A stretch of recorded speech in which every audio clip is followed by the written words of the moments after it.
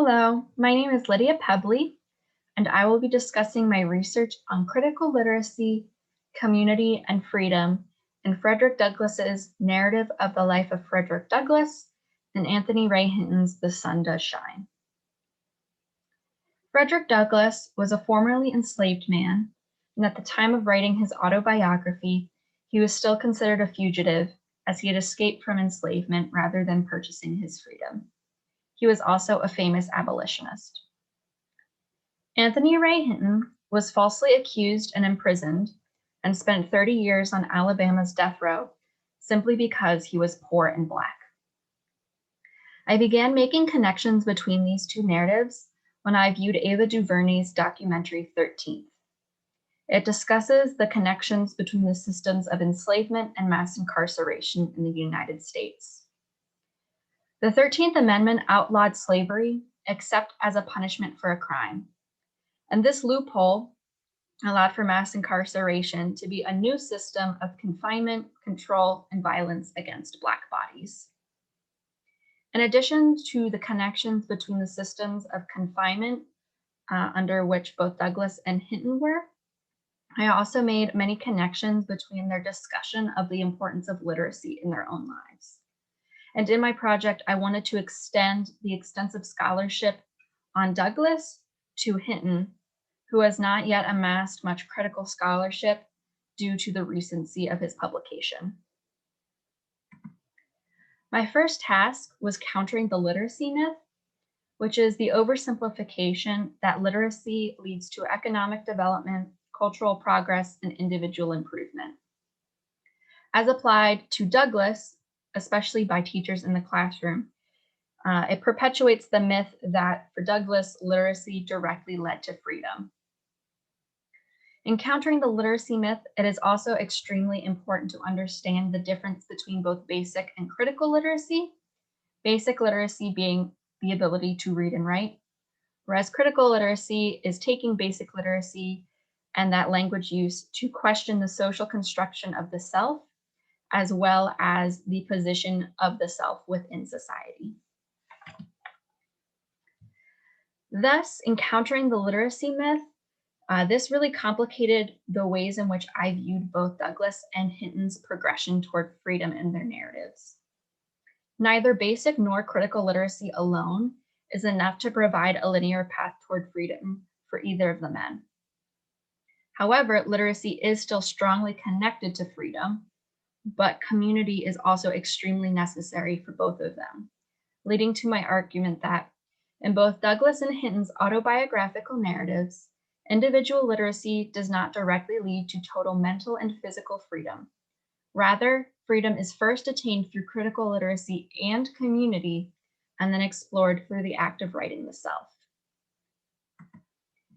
In the case of Douglass, he is initially forbidden from learning to read by his enslaver due to his enslaver's fear that literacy will eventually lead him to gain his freedom, thus making Douglass much more interested in learning to read and write.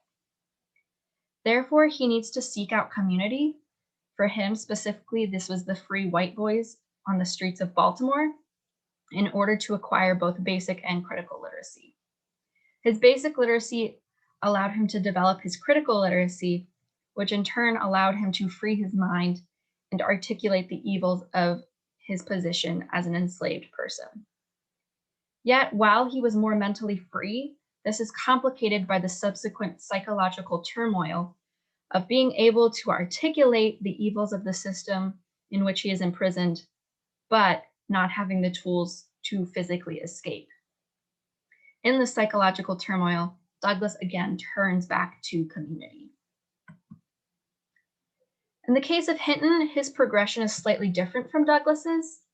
So he enters his system of confinement, mass incarceration, already possessing basic literacy, but instead of progressing from basic to critical literacy, he first seeks out community on death row. While he is on death row, he makes connections between imagination, critical literacy, and freedom, realizing that imagination is, quote, the third way to leave death row, the other two being freedom from by the court system or death. He wants to bring this third way of freedom to his community, and making the connection between imagination, reading, and critical literacy, he decides to start a book club to bring mental freedom and critical literacy to the community of inmates, claiming it would make them both smarter and freer. However, while critical literacy does gain semblances of mental freedom for both Douglas and Hinton, it is not enough to gain them their physical freedom. In the case of Douglas, he attempts to escape enslavement by writing his own paths, but he is caught and even further confined. In Hinton's case, his book club is eventually ended by the warden, and he remains the only member who has not been executed, and he still remains imprisoned. So critical literacy is not enough to gain either man their physical freedom. Douglas needs the help of community to both escape enslavement and then build a new life as a free man. Hinton also needs community, as he needs the legal representation of Bryan Stevenson to secure his release from death row. Once both of these men are physically free from enslavement and death row, they embark on the journey of writing their own narratives. Writing is very connected to identity formation and meaning making, especially in these narratives. And the critical literacy allows Douglas and Hinton to reflect on both their past selves and their present selves, and also make an argument for their own humanity, and ending the stigma against enslaved and Black people in Douglas's case, and formerly incarcerated and incarcerated people in Hinton's case. However, as they reflect on both their past and present selves, they also reflect on the limits of their freedom. In the case of Douglas, his literacy actually puts him at risk, as the publication of his narrative reveals his identity and puts him at risk of being re-enslaved by his enslaver. And he needs the protection of his community to prevent this. In the case of Hinton, at the end of his autobiography, he reveals that he still daily fears re-imprisonment and actually seeks community members to give him an alibi for every day to avoid re-imprisonment. And he also talks about the ways in which he is still locked down on the row.